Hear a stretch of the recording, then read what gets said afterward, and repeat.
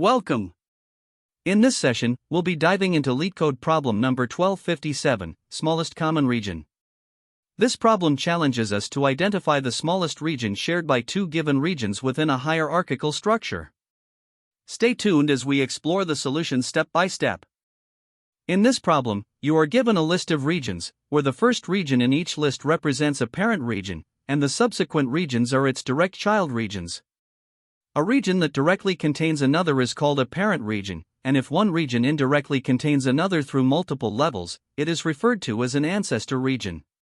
The goal is to determine the smallest region that is an ancestor of two specific regions, called Region 1 and Region 2. The input consists of a nested list of strings, where each sublist defines a parent-child hierarchy, and two individual strings representing the regions for which we need to find the smallest common ancestor. The output for this problem is a single string representing the smallest common ancestor region of Region 1 and Region 2. To clarify this with an example, consider a list of regions that outlines geographical relationships. Earth contains North America and South America, North America contains the United States and Canada, and so on. If Region 1 is Quebec and Region 2 is Texas, the smallest common ancestor is North America, because Quebec belongs to Canada, Texas belongs to the United States, and both Canada and the United States are part of North America. In the first example, Quebec is part of Canada, and Texas is part of the United States. Both Canada and the United States fall under the region North America, which makes it the smallest region that is an ancestor of both. Now, let's look at another example. If the regions include Asia and Africa under Earth, and within Asia, there are China and Japan, with cities like Beijing and Shanghai within China, the smallest common ancestor of Beijing and Shanghai is China, since they are both directly under that region. In the second example, Beijing and Shanghai are directly located within China, so China itself is the smallest common ancestor. To consider one more example, imagine a list where planet contains Continent 1 and Continent 2. And within these continents are countries like Country 1 and Country 3. If Region 1 is Country 1 and Region 2 is Country 3, the smallest common ancestor would be Planet, because Continent 1 and Continent 2 are both part of Planet, making it the overarching region that connects the two. In this final example, Country 1 is part of Continent 1, and Country 3 is part of Continent 2. Since both continents fall under the region Planet, Planet is the smallest region that is an ancestor of both countries. The constraints of this problem ensure that the input size is manageable, with up to 1,000 regions, and each region name is guaranteed to be part of the structure. These constraints also ensure that Region 1 and Region 2 are distinct and consist only of English letters and spaces, making the problem well-defined and solvable within the given limits. To solve the problem of finding the smallest common region in a hierarchy, we can visualize the hierarchy as a tree structure, where each region is a node, and the root represents the topmost region in the hierarchy. The brute force approach involves traversing the entire tree to identify the path from the root to each of the two given regions. By comparing these paths, we can determine the last common region, which corresponds to the smallest common ancestor in the hierarchy. This method is straightforward. First, build a tree representation of the hierarchy, then trace the path to the root for each region, and finally compare the two paths. However, this approach has a significant drawback. The complexity can reach n squared, in the worst case, where n is the total number of regions. This is because tracing paths for both regions requires multiple traversals of the hierarchy, making it inefficient for large datasets. While simple to implement, the repeated operations make it unsuitable for cases with deep or extensive hierarchies. To address these inefficiencies, we explore a more optimized approach. The optimized approach uses a parent map to pre-process the hierarchy for faster lookups. This parent map stores each region as a key and its direct parent as the value. This pre-processing step allows us to directly trace the path to the root for any region in H, where H is the height of the tree. The steps are straightforward. First, construct the parent map by iterating through the input list of regions, storing each child's parent in the map. Then, trace the path from the first region to the root, storing each visited region in a set. With this path recorded, we can then trace upwards from the second region, checking at each step whether the current region exists in the set. The first overlap between the two paths is the smallest common region. This approach has a time complexity of n, where n is the total number of regions, as building the map and tracing the paths require only a single traversal each. While it does require extra memory for the parent map and the path set, the performance benefits far outweigh this cost. Compared to the brute force method, this approach eliminates redundant traversals, making it significantly more efficient. Another alternative involves explicitly building a tree structure using nodes and pointers, then applying a lowest common ancestor search, but this adds complexity without substantial benefits for this specific problem. The optimized approach using a parent map was chosen as the best strategy due to its simplicity, efficiency, and minimal memory usage in comparison to the alternatives. The key insight here is that the problem can be reduced to finding the first intersection of two paths in the hierarchy. By representing the hierarchy as a parent-child relationship in a dictionary, we can pre-process the input for fast lookups and achieve linear runtime. The aha moment comes from recognizing that a set can be used to store one path, allowing constant time lookups to identify the intersection point. This makes the algorithm not only efficient but also easy to implement. When comparing approaches, the brute force method is simple but suffers from inefficiency, especially for large hierarchies. The tree node representation method, on the other hand, is more complex and better suited for scenarios requiring extended functionality, which isn't necessary here. The chosen strategy strikes an ideal balance, offering clarity in implementation while maintaining optimal performance for this problem. The problem, smallest common region, asks us to find the smallest region in a hierarchical tree structure that is common to two given regions. The input is a list of regions, where the first region in each sublist represents the parent, and the subsequent regions are its children. This hierarchical relationship can be thought of as a tree. To solve this, the first step is to parse the input and build a tree using a parent map. This parent map, represented as region_to_parent, will store each region as a key and its parent as the value. For example, if the input contains regions like Earth, North America, and South America, the parent map would map North America and South America to Earth. This structure allows us to efficiently traverse the hierarchy to find relationships between regions.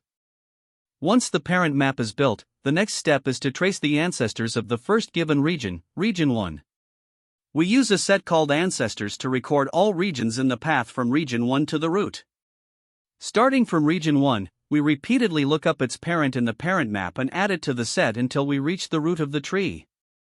This ensures we have a complete list of all regions associated with region 1's hierarchy.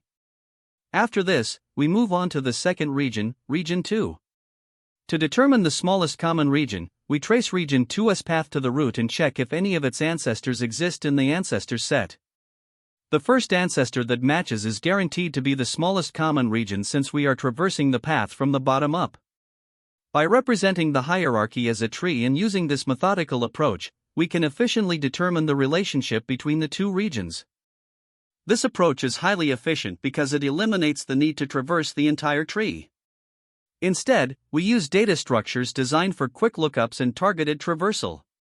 The first key data structure is the parent map, which allows us to directly access the parent of any region in constant time. The second is the ancestors set, which stores all the ancestors of region 1 and provides O1 lookups to check if a region is common to both paths. Building the parent map has a time complexity of O(n), where n is the total number of regions, since we process each region exactly once. Tracing the path of region 1 to the root has a time complexity of O(h), where h is the height of the tree. These optimizations make the algorithm highly scalable for larger inputs. When finding the smallest common region, the process involves traversing the path of region 2 to the root while checking for matches in the ancestors set. This operation also has a time complexity of O(h), as we are only traversing the height of the tree. Overall, the algorithm's time complexity is O(n plus h), which accounts for building the parent map and tracing the two paths. The space complexity is O(n), due to the storage required for the parent map and the ancestors set. This approach handles edge cases effectively, such as when there is only a single region, which would automatically be the smallest common region. It also works seamlessly when region 1 and region 2 share a direct parent-child relationship by identifying the parent as the smallest common region. Additionally, the algorithm can handle invalid inputs gracefully by returning an error or null if either region is not found in the hierarchy. To better understand the algorithm, let's walk through an example step by step. Given the input with regions like Earth, North America, and South America, we first build the parent map. This maps each region to its direct parent, resulting in entries such as North America mapping to Earth and California mapping to United States. Next, we trace the ancestors of Region 1, which is California. Starting from California, we follow its parent to United States, then to North America, and finally to Earth, adding each to the ancestors set. Now, we move to Region 2, which is Canada. Tracing its path to the root, we find North America and Earth. The first common ancestor between these paths is North America, which is the smallest common region. The output for this example is North America, as it is the smallest region that contains both California and Canada within the hierarchical tree. This demonstrates how the algorithm efficiently identifies the hierarchical relationships between regions and determines the smallest common ancestor using the parent map and ancestor set. By focusing only on the paths of the two regions and leveraging constant time lookups, the solution is both optimal and easy to implement for any input size. This code solves the LeetCode problem number 1257, smallest common region. The goal is to determine the smallest region that is common to two given regions using a hierarchical tree structure. The function findSmallestRegion takes three inputs, the hierarchical regions list, and two specific regions, Region 1 and Region 2. It follows these steps. 1. Building the parent map asterisk. We first create a dictionary region_to_parent to store the parent of each region. Iterating through the regions list, for each region list, the first element is the parent, and the subsequent elements are its children.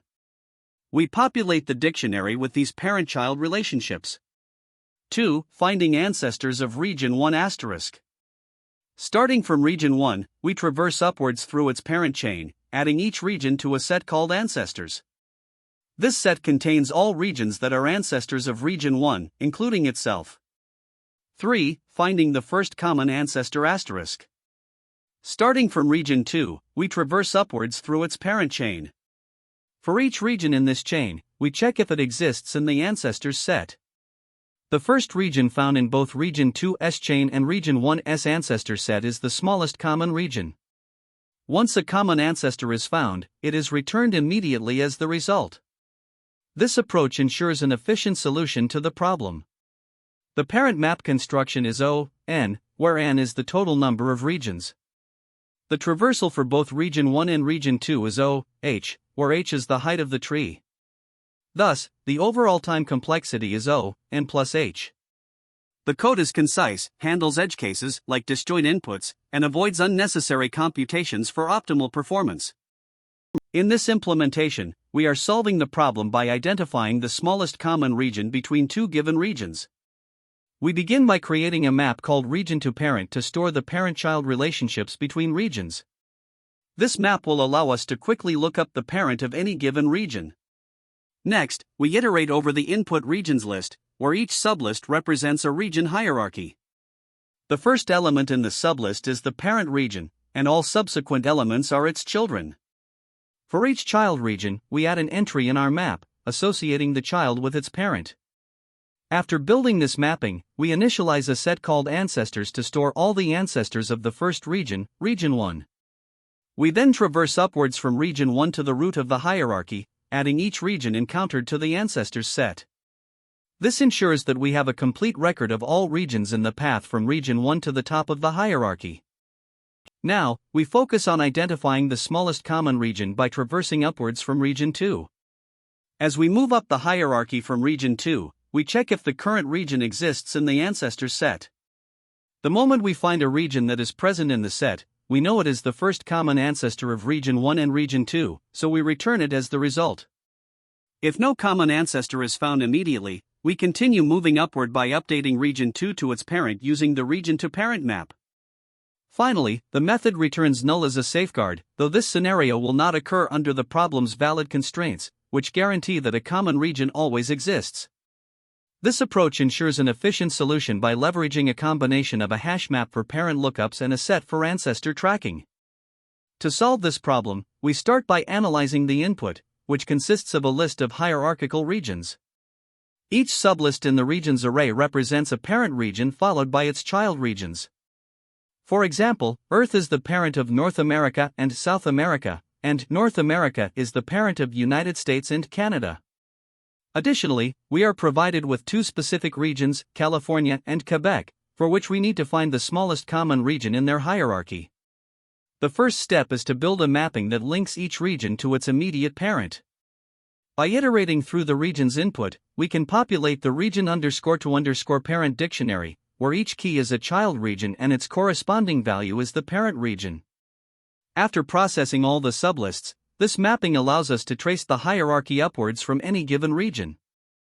Once the parent mapping is built, we can begin finding the ancestors of Region 1, which is California. Starting with California, we repeatedly look up its parent in the region_to_parent dictionary and add each region to an ancestors set.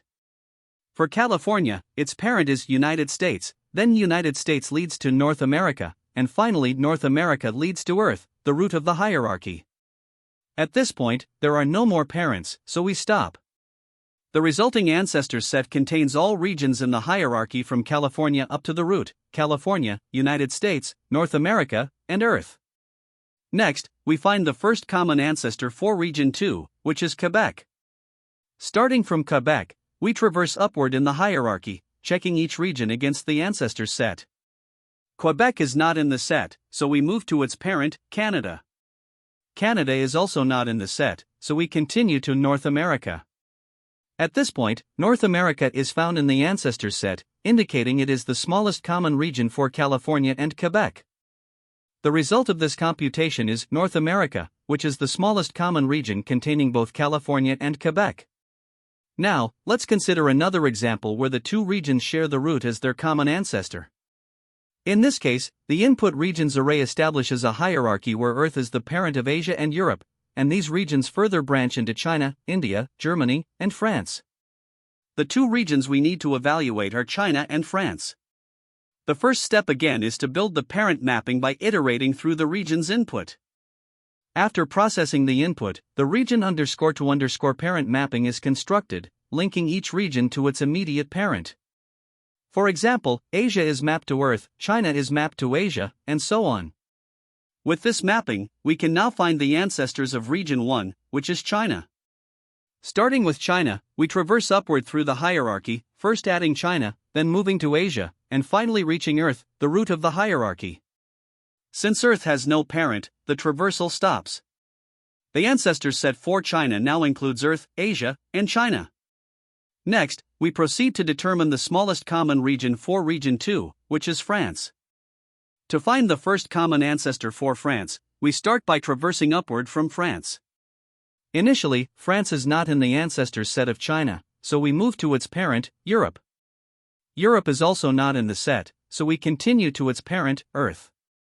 At this point, Earth is found in the ancestors set, indicating it is the smallest common region for China and France. The result of this example is Earth, which is the root of the hierarchy and the smallest region containing both China and France. Now, let's explore a simpler example where one region is directly the parent of the other. In this example, the region's input establishes a straightforward hierarchy where world is the parent of Region A and Region B, and Region A is the parent of subregion A1 and subregion A2. The two regions to evaluate are subregion A1 and Region A. As before, the first step is to build the parent mapping. After processing the input, the region_to_parent dictionary maps each child region to its parent. For instance, subregion A1 is mapped to Region A, and Region A is mapped to world. Using this mapping, we find the ancestors of Region 1, which is subregion A1. Starting from subregion A1, we traverse upward, adding subregion A1 to the set, then moving to Region A and adding it, and finally reaching world. The traversal stops when there are no more parents, and the ancestors set for subregion A1 contains subregion A1, Region A, and world. To find the smallest common region for Region 2, which is Region A, we begin by checking Region A itself. Since Region A is already in the ancestors set of subregion A1, we stop immediately. This means Region A is the smallest common region for the two given regions. The result of this example is Region A, which directly contains subregion A1 and is itself part of the hierarchy. This demonstrates how the algorithm efficiently identifies the smallest common region even in cases of direct parent-child relationships. Time complexity for this problem can be understood by breaking down the three main steps of the algorithm. First, we have the step of building the parent mapping. Here, we process the input regions to construct a dictionary where each child region points to its parent. Since every region appears exactly once as a child across all lists, the total number of children we process is n. This step thus takes n time. Next, we find the ancestors of region 1 by traversing upwards to the root and adding each ancestor to a set. The number of steps required for this traversal depends on the height of the tree, denoted as h. In a balanced tree, this height is O log n, but in the worst case, like a degenerate tree, it could be O n. Finally, we determine the first common ancestor for region 2 by traversing upwards and checking the ancestors set. This traversal also takes h time. So, the time for these three steps adds up to n for building the mapping, plus h for each of the two traversals. When we combine the time complexities of all three steps, the total is n plus h. In the worst case of a degenerate tree, where the height h equals the total number of regions n, this simplifies to 2n, which is just n. Now, let's consider the space complexity. The main contributors to space usage are the region _to_ parent dictionary, the ancestors set, and a few temporary variables. The dictionary stores one key value pair for each child region, so it requires n space. The ancestors set stores the ancestors of region 1 during its traversal to the root, and in the worst case, it can hold as many as h elements, requiring h space. Temporary variables such as the current region during traversal consume constant space, or O1. By combining the space contributions, the total space complexity becomes n for the parent mapping, plus h for the ancestors set, and O1 for the temporary variables, resulting in n plus h. In the worst case, where h equals n, this simplifies to 2n, which is n. Comparing this approach to a brute force method highlights the improvements. A naive approach would involve traversing the tree recursively to find paths to region 1 and region 2, storing these paths, and then comparing them. That would also require n time for traversal and n space for path storage. However, the optimized approach avoids storing full paths by using a parent mapping and a single ancestor set, reducing redundant computations while maintaining the same n complexity. This efficiency is supported by hash-based lookups, making the solution both scalable and practical. The time complexity of n arises from constructing the mapping and performing two traversals, while the space complexity of n is due to the parent mapping and ancestor set. These bounds hold consistently, ensuring the algorithm remains efficient under all scenarios. One of the common mistakes in this problem is assuming that the hierarchy is a binary tree. This can lead to flawed algorithms that rely on left and right child nodes, which do not apply here since the input is a general n-ary tree. You need to handle multiple children dynamically, accommodating any number of child nodes for each parent. Another frequent pitfall is neglecting to build a parent relationship map. Instead of traversing the tree repeatedly to locate parents, which is inefficient, you should pre-compute a parent map. This allows for O1 lookups of any node's parent, saving significant computation time. Additionally, input edge cases are often mishandled. For instance, when one or both regions are the root, or when the two regions are the same, you may encounter index errors or incorrect outputs if these scenarios are not explicitly addressed. Poor implementation of tree traversal is another issue. Recursive DFS without proper termination conditions can cause stack overflow in deep hierarchies, so iterative DFS or BFS is a safer choice. Lastly, time complexity considerations are sometimes ignored. Traversing the tree from scratch for each query can lead to n*m complexity, where n is the number of regions and m is the number of queries. Pre-computing relationships can reduce this to n plus m, which is much more efficient. A key insight to solving this problem is recognizing that it is essentially about finding the lowest common ancestor, or LCA, in a general tree. Identifying this pattern is crucial because it provides a framework for developing an efficient solution. Pre-computing a parent map is particularly advantageous, as it allows you to trace the path to the root for both regions in h time, where h is the height of the tree. By storing the ancestors of one region in a set or list and comparing them with the other region's ancestors, you can efficiently determine the common ancestor. During an interview, it's important to highlight this pre-computation step, as it demonstrates your understanding of the trade-off between space and time complexity, a common theme in tree-related problems. Also, be sure to discuss edge cases, such as when one region is an ancestor of the other, or when the input consists of only a single region. Addressing these scenarios shows a thorough grasp of the problem and conveys that your solution is robust. This problem connects to several related problems that also deal with tree hierarchies and lowest common ancestor concepts. For example, problem 236 focuses on finding the LCA in a binary tree, which is foundational for understanding LCA techniques. Problem 1644 introduces additional constraints to the LCA problem in a binary tree, while problem 1676 expands it further to find the LCA for multiple nodes.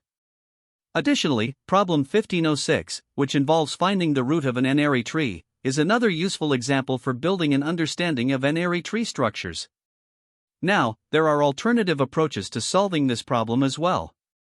One is the path comparison method, where you build paths from each region to the root and then compare these paths to find the last common node.